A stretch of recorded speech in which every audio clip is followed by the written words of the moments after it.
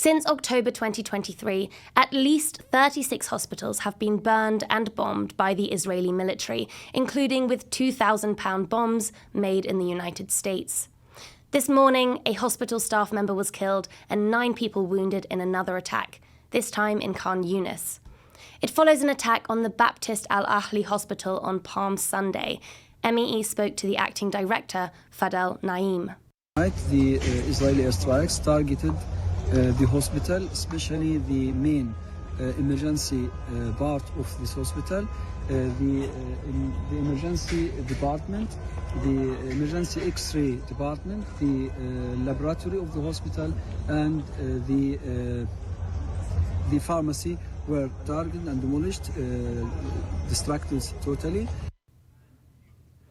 3 weeks ago, we heard from voluntary medic Dr Mohamed Mustafa in Gaza City that hospitals were already struggling to cope, having been starved of supplies and electricity by Israel's ongoing aid blockade. I don't know how the stressing of how little we have. We're injuring these children by using adult-sized equipment to help them breathe. I feel like I'm the one harming these children as well. We don't have medications. We don't have the equipment. We don't have the medical professionals to help, and I'm really struggling. I'm really struggling to help these kids, and I just want anyone just to hear us and just to help us out. Since then, the situation has worsened still. Israel has bombed the city's final fully functioning hospital, and the UN has declared the worst humanitarian crisis in Gaza since Israel's attacks began. At least 3 Palestinian patients, including a child being treated for head injuries, were killed in Sunday's attack at al-Ahli hospital, but the damage to life-saving infrastructure is hard to quantify.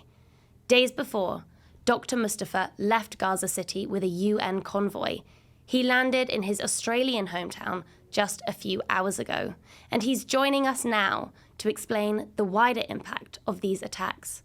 Dr Mohamed Mustafa, thank you for joining us again.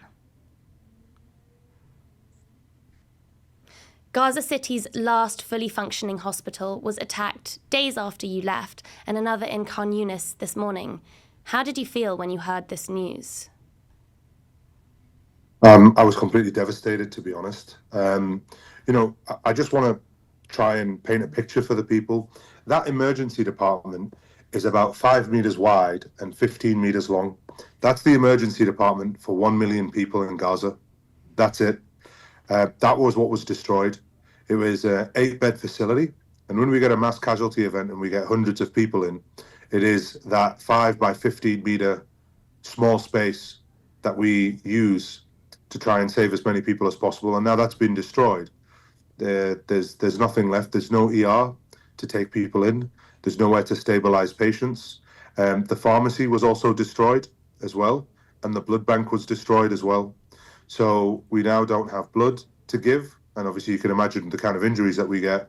We require a lot of blood, and now we don't have any medicine either in that hospital. And also that hospital had the only functioning CT scanner in the whole north of Gaza. From what I know, the CT scanner is functioning, but there's no patients coming to that hospital. So what we're looking at here is we're looking at 1 million people who are being starved and bombed, and nowhere for them to have any kind of access to any form of healthcare.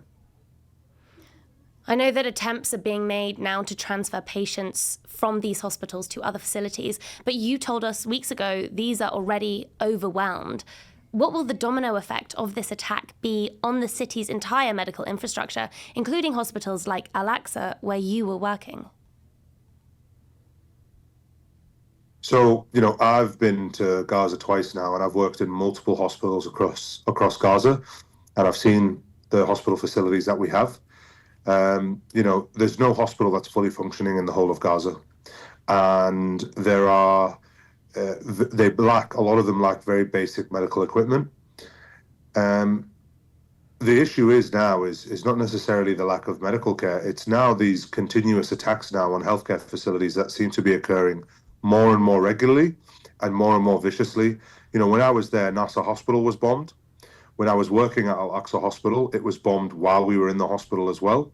And obviously, al-Ahli hospital, the Baptist hospital, was bombed, and that was a hospital that I'd worked in for 2 weeks as well. So this has all occurred within the last 40 days, these bombings of all of these hospitals. Um, what my worry is that this is going to be a continuing trend now, is that every hospital is going to be getting hit more and more frequently. And like I said, we lack basic equipment anyway. So when you destroy the only blood bank, when you destroy the only ER, when you destroy the only pharmacy, that's another lifeline gone in Gaza, and there's not many of them left. Did I understand you right that there's a fear, there is a concerted attack targeting healthcare facilities, that this is, these are not coincidental, Yeah. this is a strategy? Yeah, yeah. That's what it feels like. And when you work on the ground in Gaza, you begin to understand, where, neurosurgery is performed, where cardiothoracics are, where the pediatric surgical unit is, where the oxygen cylinders are. And you get targeted strikes in small areas of the hospital that are, like the power grids or the motor for the hospital or the solar panels. They get shot at first. Then, the oxygen cylinders get taken out. Then a building gets taken out. Then they destroy the entire ER. So, this is very, very calculated. The kind of medicines that we are allowed to take in are shrinking, what we're allowed to take in and what we're not allowed to take in. And obviously, for the last 6 weeks, there's been nothing that's gone in or out. No medicine, no food, no water. And the force and the magnitudes of the bombings that has been going on in Gaza has only been increasing.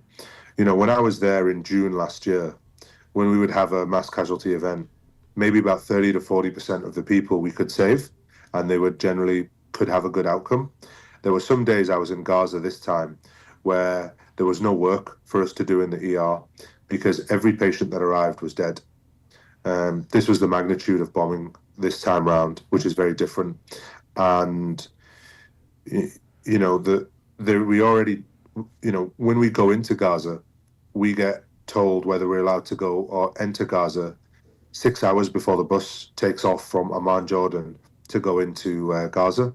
And we only get clearance the last 6 hours. So doctors fly in from all over the world, arrive in Jordan, have their bags packed. They have their team of however many doctors in that particular NGO, and they have a task and they have patients waiting for them, especially if they're surgeons. And, there was one medical mission that went in last week when I was there. There were a group of 20 doctors, and only 8 of them had been given permission to go in. So 12 of them got rejected.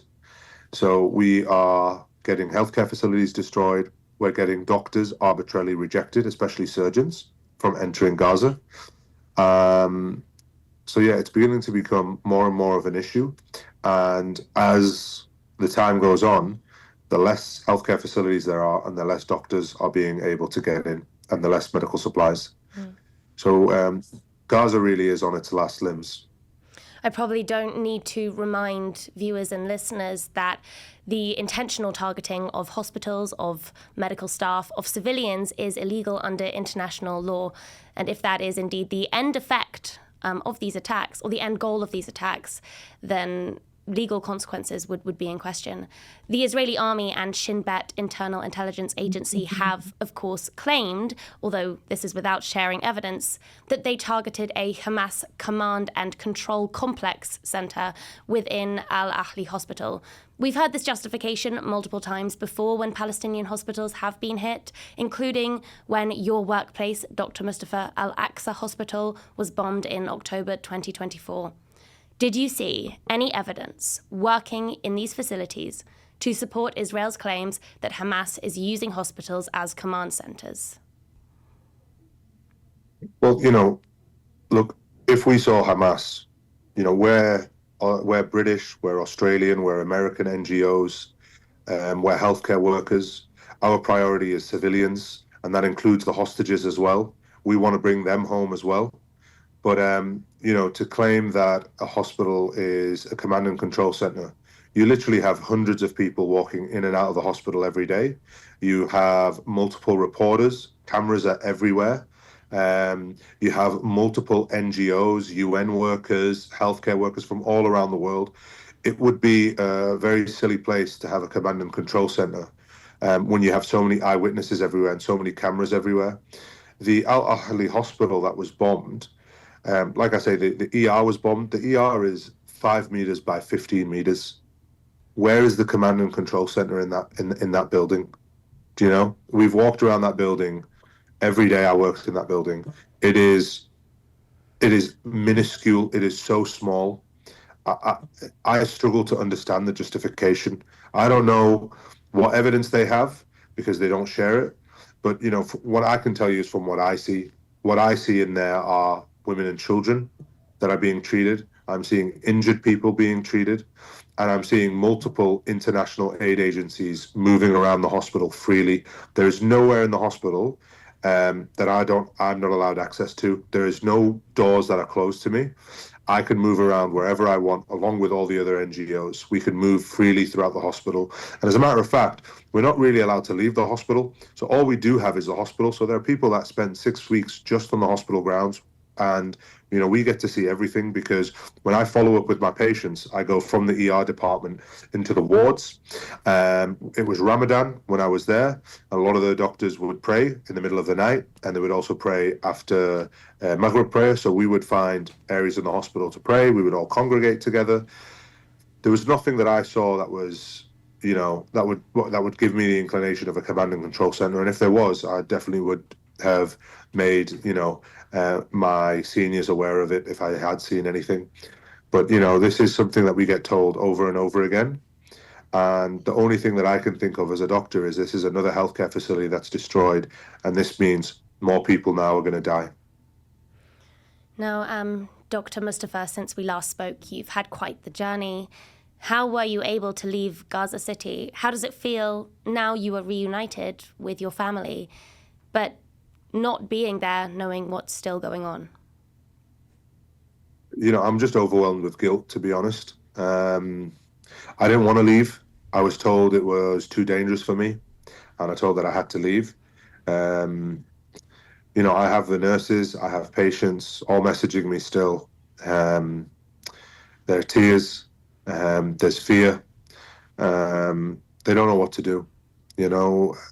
When that ER building is destroyed, all of those doctors and nurses, they don't have a job anymore. They don't have access to an income. Obviously, they get moved around to other hospitals, but it's not easy to move from one hospital to another in the middle of a war zone. The movement of people is something that's very, very dangerous. So for me, it's been very, very difficult. It's very difficult to look at a child because of the amount of children that I saw killed in front of me. It's very difficult to eat a warm meal with chicken and meat and all that kind of stuff because that was something I just didn't eat the whole time I was there. And you can see how malnourished everybody is when you go in. And I remember before I left, I was given some bread and some cheese. And they told me, because it's a long journey when you go through multiple security checkpoints, and it takes about 12 hours to go from Gaza to Jordan. And it's only a 3-hour journey, but it takes 12 hours from all the security checks. And I was given some bread and cheese, and they told me to make some sandwiches. And I handed the bag back over, and I said, look, the world stopped food getting into Gaza. I'm not going to sit here and take food out of Gaza. So you keep it, and I'll be fine. And that's how difficult it was. I couldn't believe that, I couldn't believe that even that there, it meant someone was going to eat just by me not giving, it's such a small act, but this is how desperate the situation is over there. This is how little resources we have. This is how little food there is. It is a death camp. It is a death camp. There's no other word to describe it. It is a death camp. You have missiles raining down everywhere. Drones are constantly heard. There's nowhere that is safe. UN safe houses were hit, hospitals were hit, ambulances were hit, the streets are hit, markets are hit. There's nowhere that is safe in Gaza. And, we felt that the whole time we were there. There were moments where we felt like we were going to die. And that's not hyperbole. That's not me exaggerating. We really felt that we were going to die. There were moments where we felt like this was over for everybody. And it's just a very, very scary, it's a very scary place to go and work. Don't get me wrong, I don't regret my decision going, and I want to be back. I'm desperate to get back there and to help. But it's not for the faint-hearted. It really is not for the faint-hearted. Dr. Mohamed Mustafa, at this very late hour where you are, thank you for joining us.